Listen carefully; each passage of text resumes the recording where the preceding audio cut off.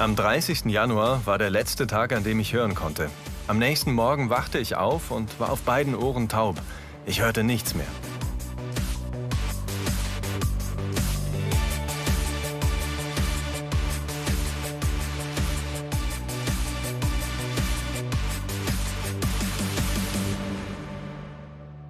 Früher träumte ich oft davon, irgendwann als Schauspieler auf der Bühne zu stehen. Und heute, meine Güte, bin ich nicht nur Schauspieler, sondern noch vieles mehr. Ich mache verschiedene Sachen. Das hätte ich früher niemals gedacht.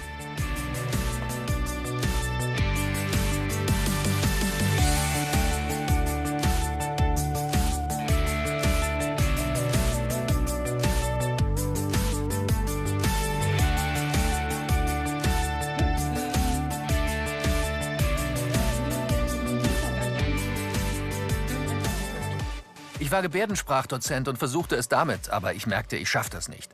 Dann wechselte ich zur Comedy, also Augen zu und rein ins kalte Wasser.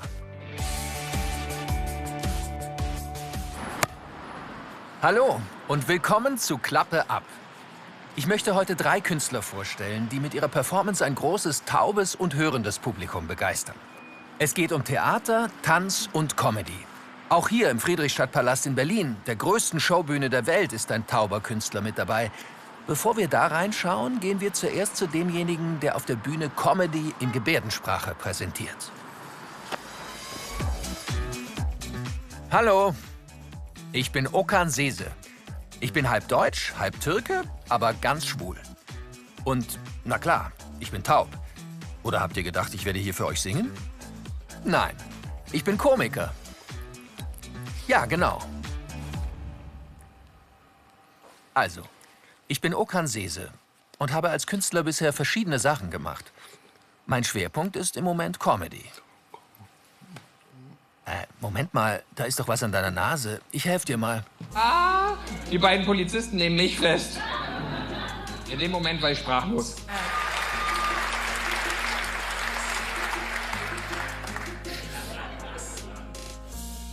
Lines, ne?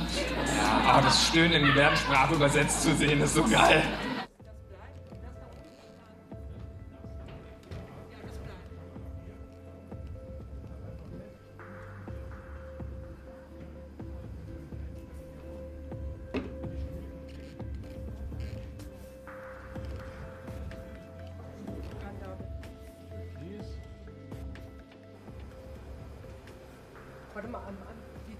Warte mal, die zweite Hälfte? Ja. Bisher, also mit München heute, sind es 32 Auftritte. Davon waren 2 Fernsehauftritte, ein Podcast und dann mein Soloprogramm. Mein 32. Auftritt ist hier in München. Eine besondere Herausforderung in München ist, dass ich viele Freunde hier habe. Ich habe damals ja auch im Deutschen Gehörlosentheater gespielt und damit in München gearbeitet. Ein paar werde ich hier wiedersehen. Ich bin ein bisschen aufgeregt.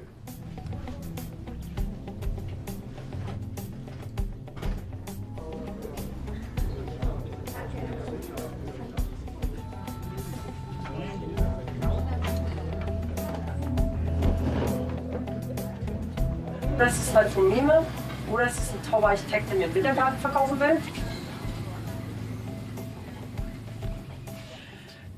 Wir haben das Ritual, dass ich mit meiner Voicerin 10 Minuten vor dem Auftritt gebärde, damit wir gegenseitig Vertrauen aufbauen, dass es gut passt.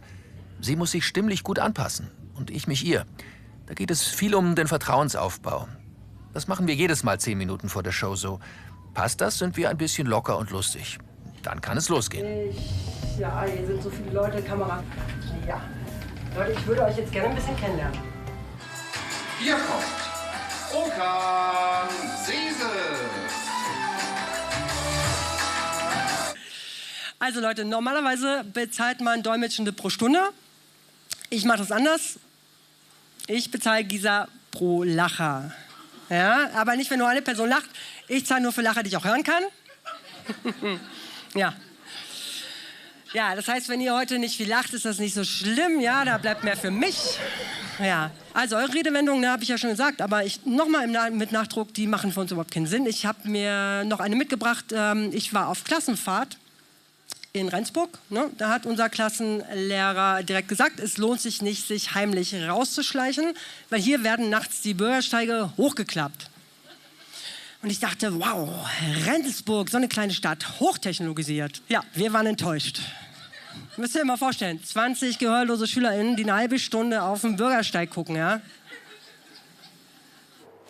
Ich hatte schon von klein auf die Leidenschaft, auf der Bühne zu stehen oder im Fernsehen zu sein. Denn früher hat man niemanden mit einer Behinderung gesehen, was ich frustrierend fand. Deshalb wollte ich damals selbst gerne auf der Bühne stehen.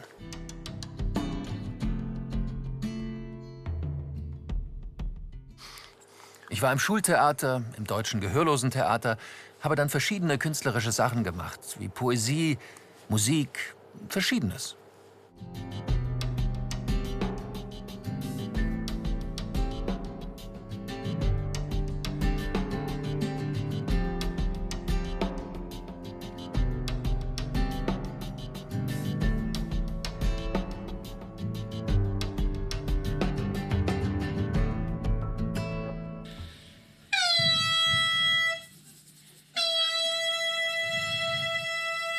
Ich arbeitete irgendwie in anderen Berufen, aber es zog mich dann doch immer wieder in diese eine Richtung.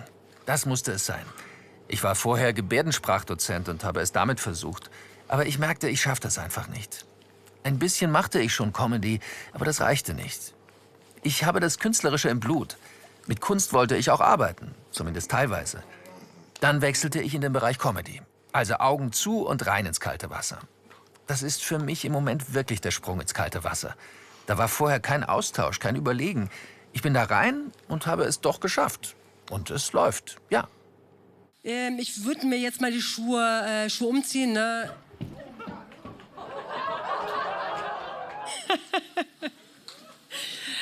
Okay. Ich gebe Ihnen mal ein Beispiel. Wer hört hier? Mal bitte aufzeigen, wer hört. Mal Hand hoch, mal bitte. Mal bitte, irgendwer hier? Niemand? Da? Okay. So, ich habe hier mal ein Wort für dich. Einmal Butter, einmal Mutter. Ja? So, jetzt mal ohne Gebärde, nur mit Mundbild. Hast du was verstanden? Nee, also ich auch nicht. Naja, wenn ich sauer bin, dann sage ich auch, sag mal, bist du blind oder was? Ja. Ich frage mich irgendwie, ob Blinde auch sagen, wir sehen uns. Gut, aber ich meine, die verstehen sich ja sowieso blind, ne? Besonders zwei, die ein Auge aufeinander geworfen haben. Die Witze mit den Taubblinden mache ich mit Absicht, damit die Leute verstehen, dass es sie gibt. Deshalb die Witze. Es wird oft verwundert reagiert. Und ich sage, doch, doch, es gibt dieses und jenes. Es geht darum, ein Bewusstsein zu schaffen.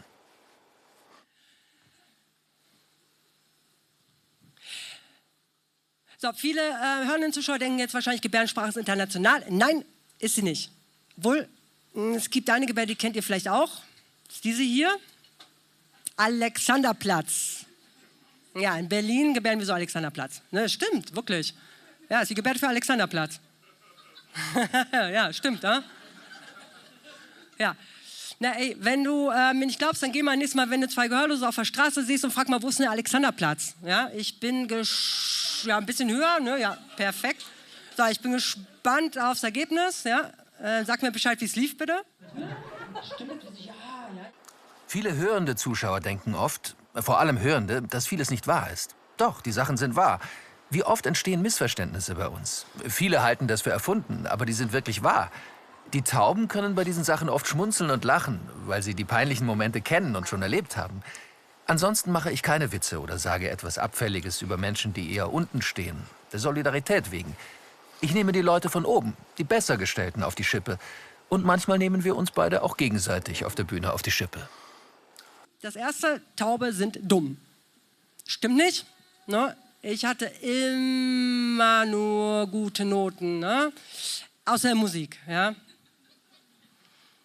Ja, ja, klar. Also das dauert ein bisschen, bis der Witz ankommt, ne? Ja, also in der Schule, ne, meine MitschülerInnen haben sich immer die ganzen coolen Instrumente genommen und was habe ich gekriegt? Die Triangel. Ja, kennt ihr, ja? Gut, also ich kann den Rhythmus nicht hören, Also was habe ich gemacht? Ich dachte mir, okay, ich orientiere mich am Fuß des Musiklehrers. Ne? Der hatte aber leider kein Rhythmusgefühl, ja, und deshalb hatte ich eine schlechte Nummer. Alexanderplatz.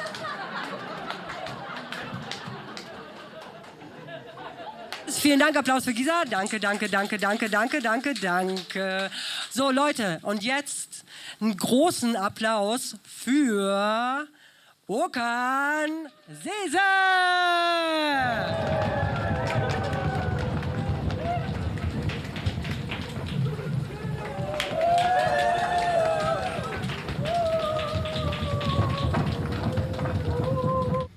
Ja, die Atmosphäre hat sich heute ganz anders angefühlt. Es waren heute mehr Taube im Publikum. Die Stimmung war ganz anders. Manchmal wurde schon zu früh gelacht, manchmal punktgenau, aber teilweise einfach zu früh. Aus beiden unterschiedlichen Kulturen was zu erzählen, ist mir gut gelungen. Die Witze wurden verstanden und die Lacher kamen. Ich habe hier eine unheimlich starke Energie gespürt. Es ist ein schönes Gefühl. Wie soll ich es beschreiben? Die Stimmung war unheimlich kraftvoll, inspirierend. Es wurde gelacht und die Leute hätten gerne weitergeschaut. Also prima, es hat Spaß gemacht. Ich habe mich richtig ins Zeug gelegt.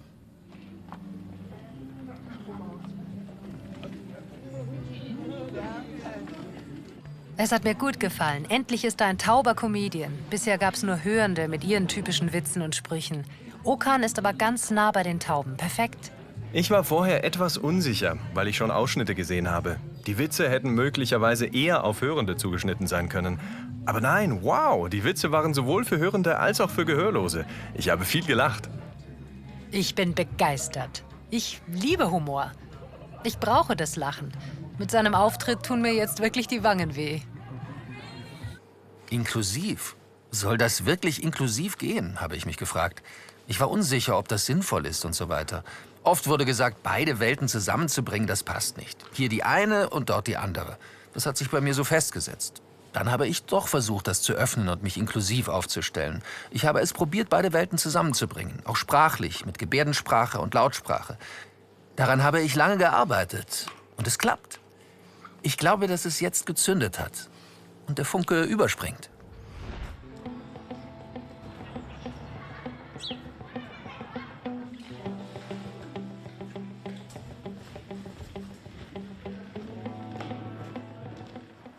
Ich bin Jan Kress. Ich bin Schauspieler, Tänzer, Performer, Choreograf und Theaterpädagoge. Bei dem Stück Oh, die Show bin ich Autor und mache quasi Regie und die Choreografie. Das Stück ist für Kinder. Kinder aus der Erzarbeiterschule zu interviewen.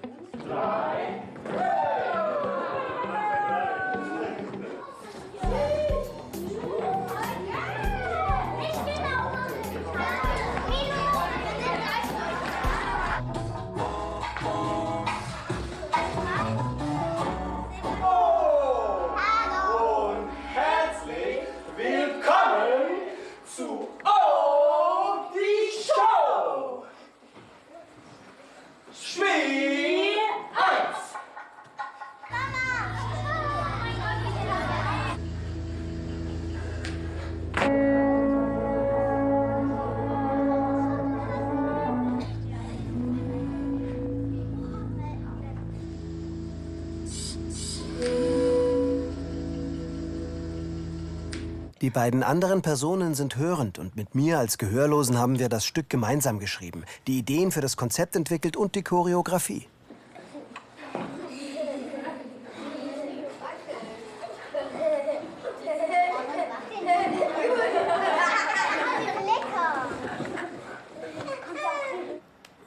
Schon mit 14 Jahren stand ich auf der Bühne. Dann habe ich als Schneider, genauer gesagt als Kostümschneider, im Schauspielhaus in Frankfurt gearbeitet. 8 Jahre lang.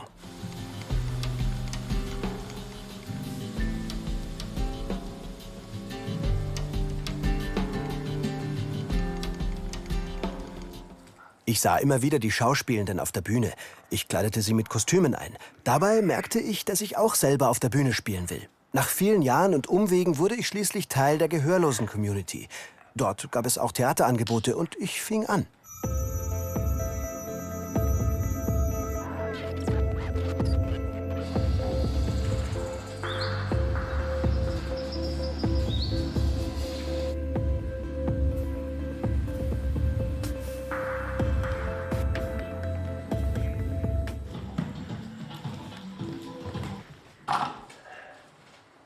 Spiel 3. Die 3 mehr so, nicht so. Spiel 3.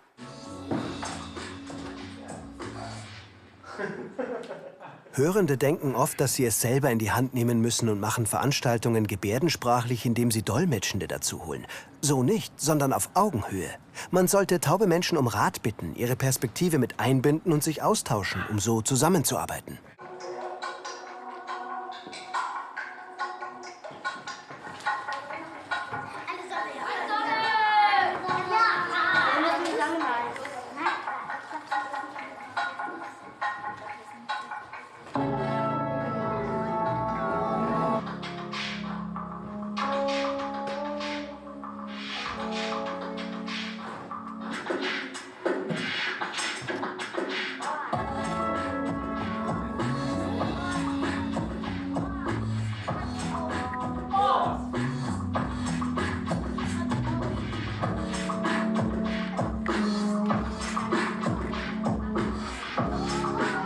Es ist unheimlich wichtig, dass auch taube Kinder das Stück sehen. Was ich schon erlebt habe, ist, dass nachdem ich auf der Bühne gespielt habe, mich danach draußen taube Kinder angesprochen haben und gefragt haben, ob ich hörend sei. Ich sagte nein, ich bin taub. Sie waren total baff. Ich musste das nochmals bestätigen. Sie dachten, ich würde sie auf die Schippe nehmen. Ich sagte nein, ich bin wirklich taub. Genau darum geht es. Das ist schade, dass die Kinder die Vorstellung haben, dass es im künstlerischen Bereich keine tauben Menschen gibt.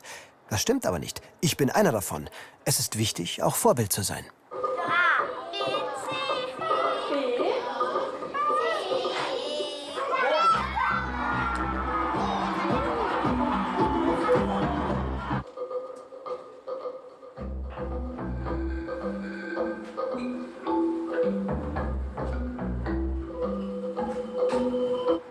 Früher träumte ich oft davon, irgendwann als Schauspieler auf der Bühne zu stehen. Und heute, meine Güte, bin ich nicht nur Schauspieler, sondern noch vieles mehr. Ich mache verschiedene Sachen. Das hätte ich früher niemals gedacht.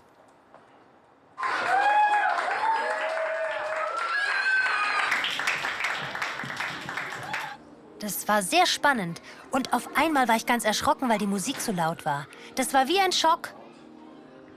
Wir saßen nebeneinander. Ich fand's schön, als auf die Würfel geschlagen wurde und die Figuren gemacht wurden. Es war alles sehr schön, ja?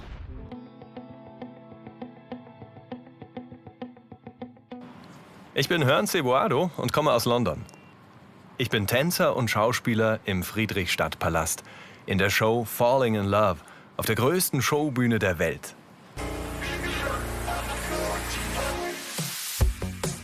Let's go out, turn the music up.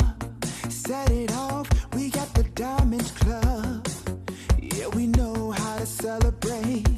Self-made in every way.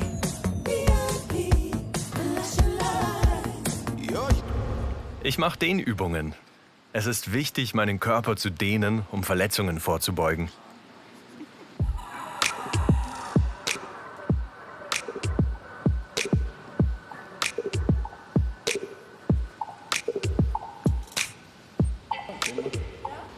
Ich bin 2 Stunden und 10 Minuten in verschiedenen Szenen und mit verschiedenen Choreografien auf der Bühne, also 80% der gesamten Dauer der Show.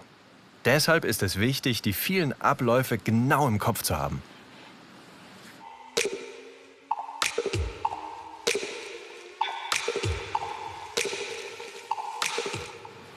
Es sind hier über 100 KünstlerInnen aus 28 Ländern. No place for fear and doubt. We party hard, that's what life's about. Secret location. Es ist aufregend, zugleich aber auch eine Herausforderung, mit mir den ersten Taubenkünstler auf der Bühne zu haben. Es ist wirklich aufregend.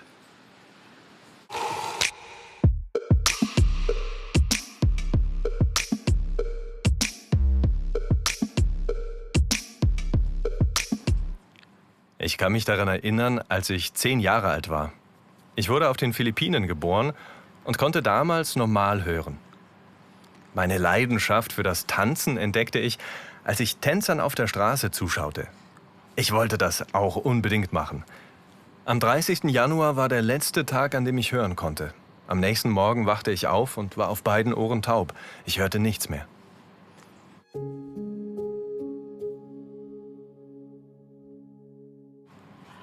Am 11. September 2001, dem Tag, als die Flugzeugattentate waren, zog ich nach London. Dort wurden meine Ohren noch einmal untersucht, ob ich vielleicht eine Ohrenentzündung hatte. Aber sie fanden nichts derartiges. Also bekam ich Hörgeräte und besuchte die Schule. Das erste Mal, dass ich Gebärdensprache lernte, war, als mich ein Mädchen in der Grundschule nach meinem Namen fragte. Ich verstand nicht, was sie sagte.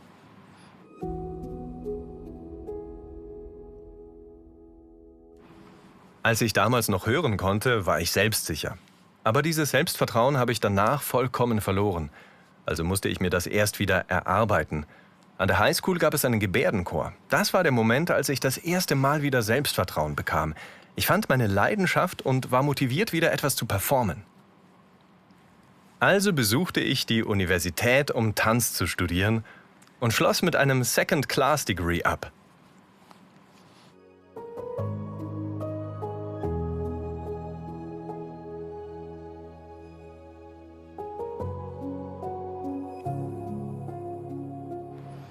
Ich war der erste taube Tänzer, der einen Universitätsabschluss in Tanz und Performance machte.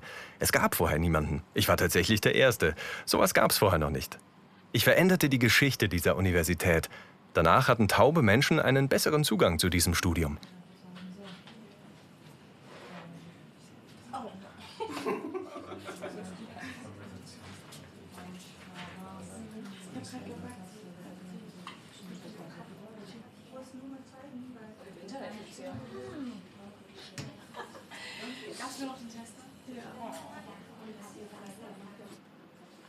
Ich bereite mich immer mental darauf vor, um sicher zu gehen, für die Bühne bereit zu sein. Um mich auf der Bühne sicher zu fühlen, muss ich mich vorbereiten.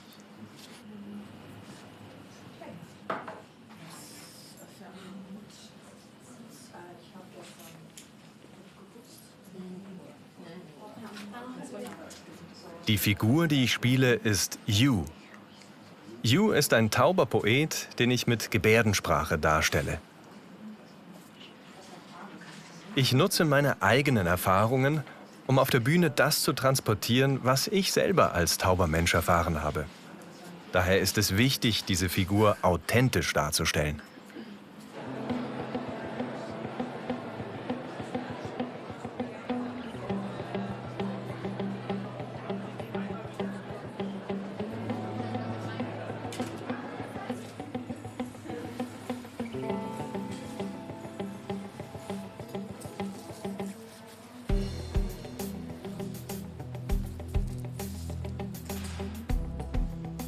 Ich bin nervös, denn wenn ich fertig angezogen bin, muss ich ganz nach oben.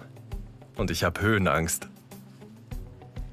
Aber gleichzeitig freue ich mich darauf, dann da oben die Verbindung zum Publikum zu spüren.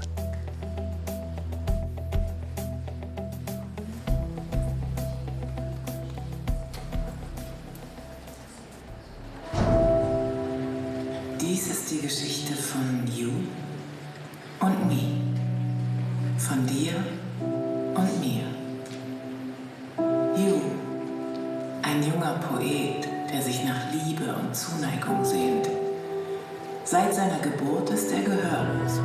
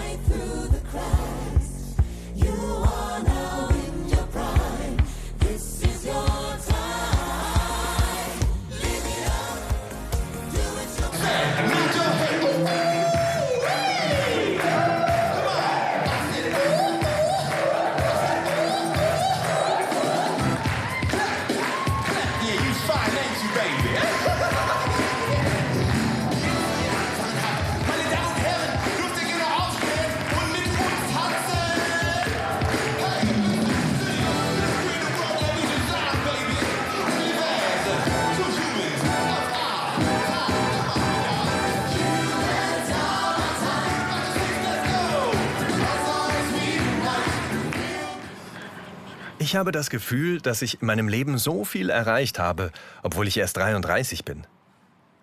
Ich habe noch das Ziel, in einem Film mitzuspielen. Ja, in einem Film.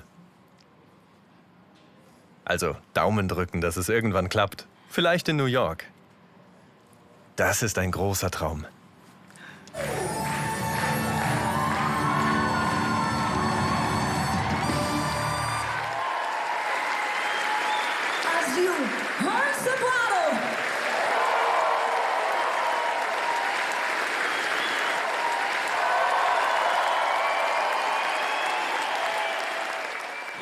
In der Vergangenheit haben sich taube Künstlerinnen und Künstler oft nur der eigenen Community präsentiert. Doch nun tun sie es auch da draußen, vor großem Publikum. Und Zuschauende entdecken auf einmal immer mehr Gebärdensprache. Damit wird diese immer sichtbarer. Das ist toll. Ich sage Tschüss, bis zum nächsten Mal.